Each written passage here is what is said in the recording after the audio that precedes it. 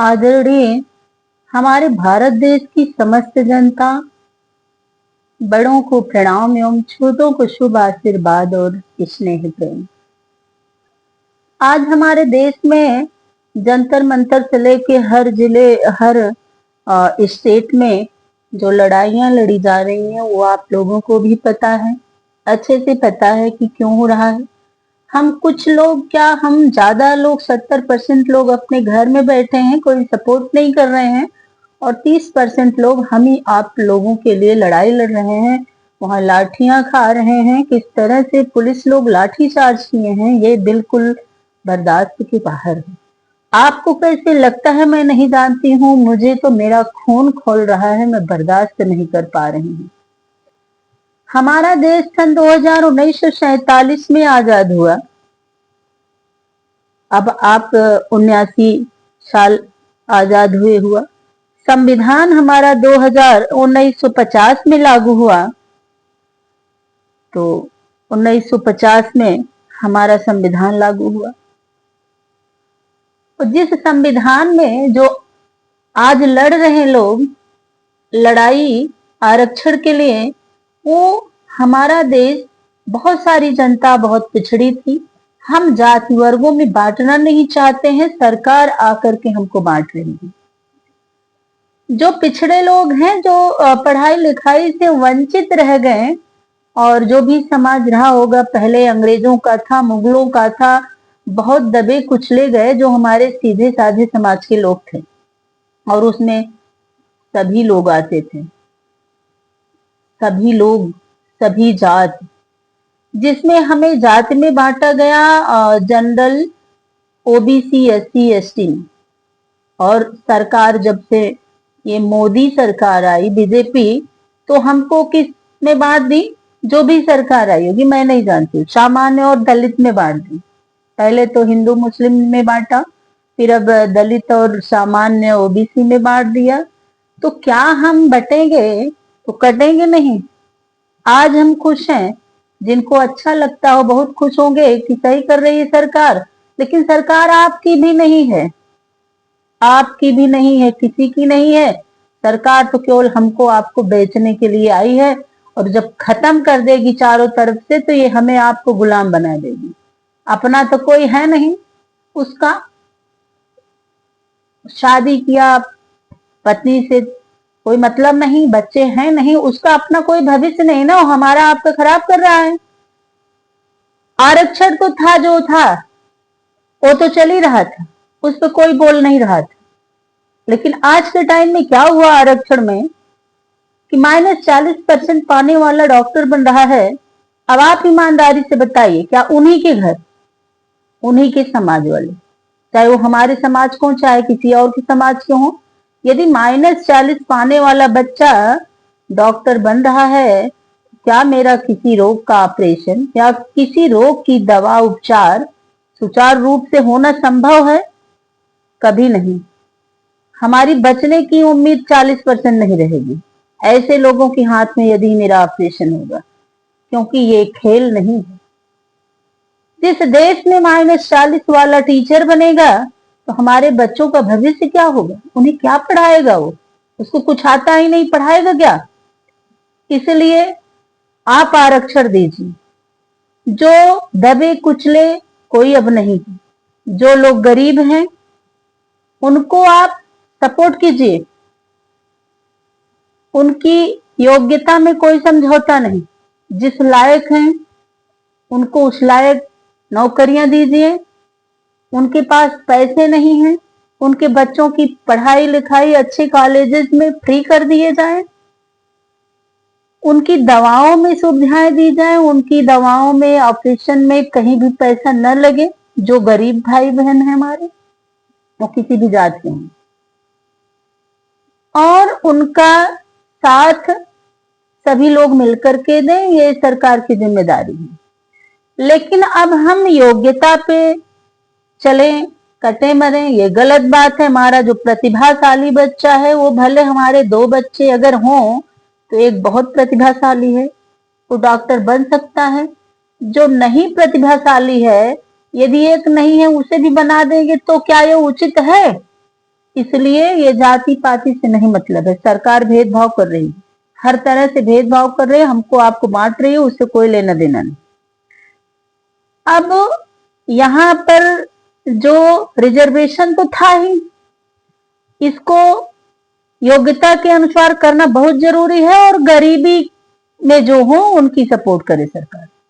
ये इसमें जो है आरक्षण हटाने की जरूरत नहीं है, आरक्षण में सुधार किया जाए, किसी -40 वाले को डॉक्टर और मास्टर न बनाया जाए हमारी जान लेने के लिए। जब हमारा समाज ही नहीं रहेगा, सबको मार ही डालेंगे, ये -डिग्री पाने वाले, 0 पाने वाले डॉक्टर बनेंगे तो बचा क्या रह जाएगा।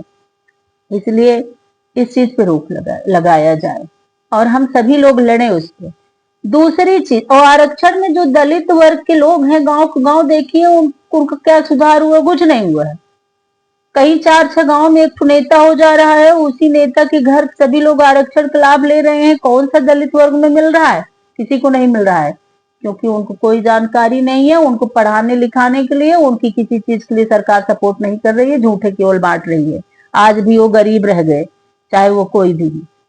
दूसरा, ये तो था ही कैंसर जैसा। दूसरा, हमारे देश में ला दिए SC/ST एक्ट। क्या जरूरत थी देश को बांटने के लिए? उसमें हो क्या रहा है? उसमें भी पैसा दे रही है सरकार। अगर वो कोई ला रहा है, किसी के ऊपर SC/ST एक्ट लगा ले रहा है, उसको सरकार पैसा देती है। पैसा कमाने के लिए कुछ लोग लगा दे रहे हैं। हम सभी साथ रहते हैं, कभी कभी बहस भी हो जाती है, कभी बहुत प्रेम हो जाता है, लेकिन ये तो नहीं है कि हम उनके ऊपर कोई भी कानून, हाँ लगाइए, लेकिन वो निष्पक्ष रहे। जांच होनी चाहिए कि सही क्या है, गलत क्या है, किसकी गलती है, किसकी नहीं। बेवजह का, बिना गलती का भी SC/ST एक्ट इसलिए लगा दिया जाता है क्योंकि सरकार उनको पैसा देती है।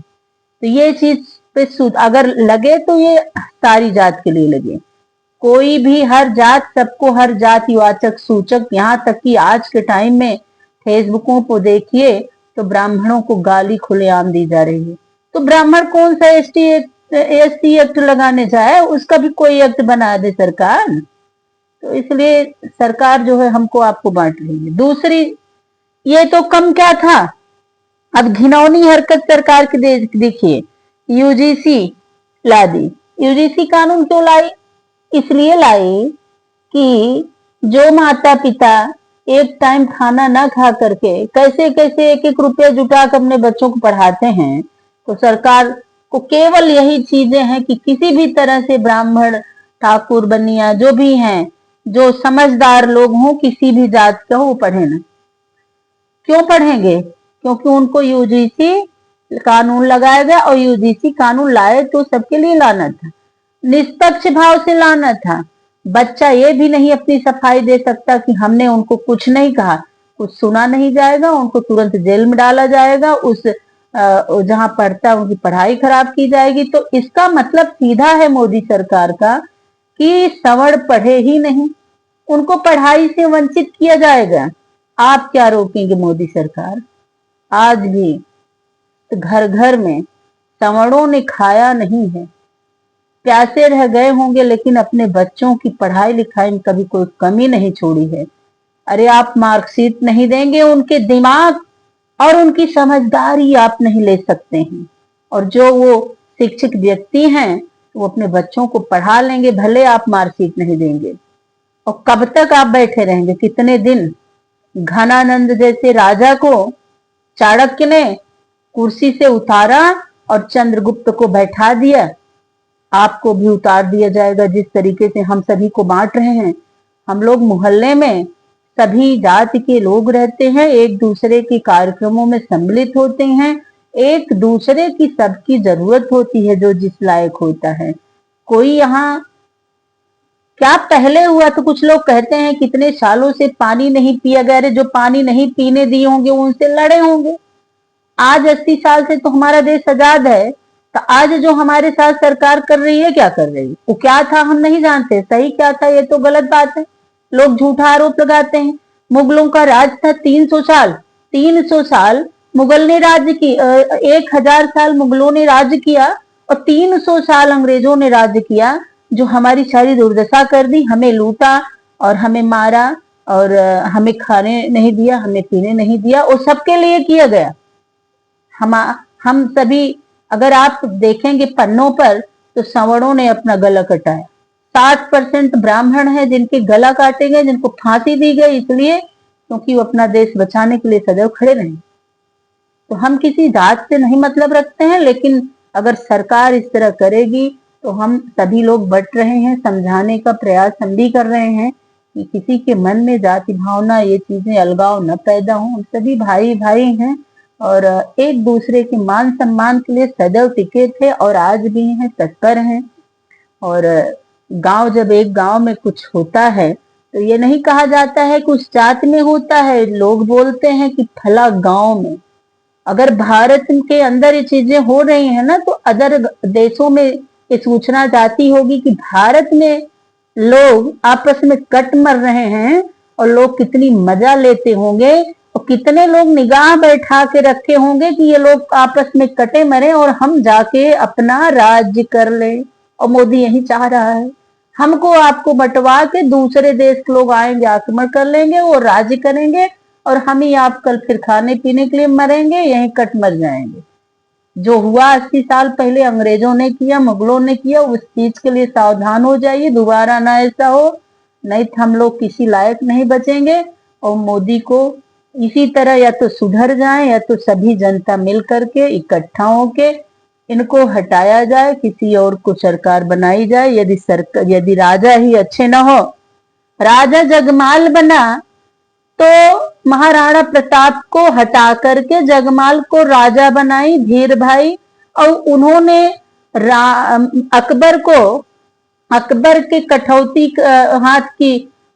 हाथ वाली पुतली बन गया। तो महाराणा ने उनसे छीन लिया राज। जब देखा कि मुगल का झंडा लहर रहा है चित्तौड़ में, तो राणा ने छीना अपना राज। तो हमें जगमाल जैसे राजा नहीं चाहिए, हमको जगमाल जैसे राजा नहीं चाहिए, हमको घनानंद जैसे राजा नहीं चाहिए। हमें न्यायपूर्ण राजा चाहिए, वो जात किसी का हो, कोई हो, जनरल का हो, ओबीसी का हो, एससी का हो, कोई किसी को राजा बना दिया जाए, मुझे कोई आपत्ति नहीं। पर वो न्यायपूर्ण हो, न्याय संगत हो, जो देश के हित के लिए हो, वो करे। यूजीसी जैसे घिनौना कानून ला करके सरकार ने अपनी नीयत दिखा दी कि हमें भारत के प्रति कितना प्रेम है। वो भारत का दुश्मन है, प्रेम नहीं है उसके प्रति। इसके लिए आप लोगों को बुरा लगे, अच्छा लगे, जिसको जो मन कहे वो लगे, लेकिन मेरा खून उबल रहा है जब वहां मैं देख रही हूँ कि हमारे जो बच्चे हैं वहां जा करके गुहार लगा रहे हैं और उनके साथ समस्याएं हो रही हैं। इसलिए लाठीचार्ज न किया जाए, लोग अच्छे से रहें, प्रेम से रहें, जातियों में न बटें।